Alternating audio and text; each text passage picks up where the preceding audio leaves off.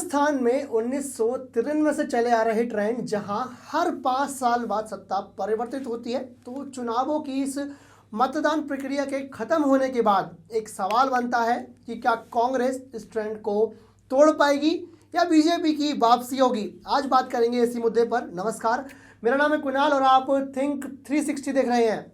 CM Gehlot को उनकी लोक कल्याणकारी योजना जिसमें कांग्रेस की 7 गारंटी हो या गोधन स्कीम हो या ओल्ड पेंशन स्कीम को सुचारू रूप से लागू करना हो, तो उन पर उनका एक भरोसा टिका हुआ है कि इन योजनाओं के बलबूते से सीएम अशोक गहलोत वापसी करेंगे, जबकि बीजेपी अपने पिछले कार्यकाल में किए गए काम और प्रधानमंत्री मोदी की छवि पर सत्ता में वापस आने की उम्मीद में लगी हुई है। राजस्थान की राजनीति में बीजेपी और कांग्रेस के दबदबे पर एक कहानी है, जहां राजस्थान में कई बार भाजपा हो या कांग्रेस, दोनों ही पार्टियों को भले ही खंडित जनादेश मिला हो, यानी आसान भाषा में कहें तो 101 का मैजिकल आंकड़ा छूने में पार्टियां जब असफल हुई हों, लेकिन चुनाव में जिस पार्टी का सबसे ज़्यादा बहुमत हो या जिस पार्टी को सबसे ज़्यादा सीटें मिली हों, तो वही पार्टी हमेशा बहुमत जुटाने में यानी सरकार बनाने में सफल हुई है।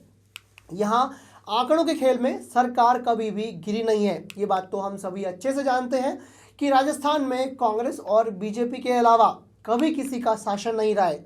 जनता पार्टी सत्ता में रही है, लेकिन उसमें भी बीजेपी का हिस्सा था।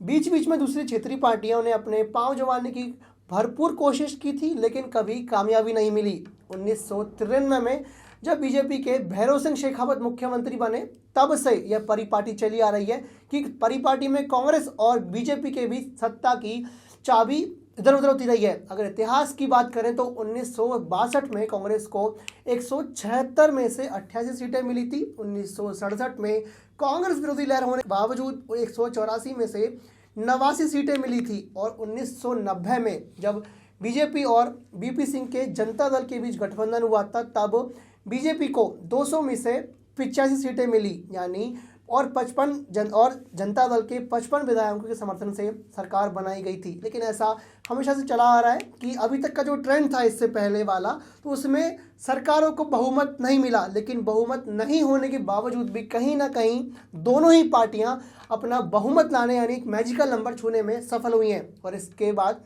1993 में जब बीजेपी ने 95 सीटें जीती और बहुमत के करीब पहुंच गई थी, यानी ये हमेशा ट्रेंड देखा गया है कि जब भी मैजिकल नंबर नहीं छू पाई, यानी पार्टियां मैजिकल नंबर नहीं छूने के कारण, यानी मैजिकल नंबर की अगर बात की जाए तो खंडित जनादेश मिला था, तभी भी पार्टियां सरकार बनाने में सफल हुई थी। इसी की अगर कांग्रेस की बात करें तो 2008 और 2018 में कांग्रेस ने 200 में से 2008 में 96 और 2018 में 100 सीटें जीती थी, लेकिन दोनों ही समय पे कांग्रेस सरकार बनाने में सफल हुई थी। अब राजस्थान में पूर्ण बहुमत से भी सरकारें बनी हैं, उसकी थोड़ी बात कर लेते हैं। 1972 में कांग्रेस ने 184 में से 145 सीटें जीती थी। इसके बाद 1980 में 1980 में 200 विधानसभा सीटों में से 133 सीटें, 1985 में 113 सीटें जीती थी। 1977 में जनता पार्टी ने 200 विधानसभा में से 152 सीटें जीती थी और 1998 में कांग्रेस ने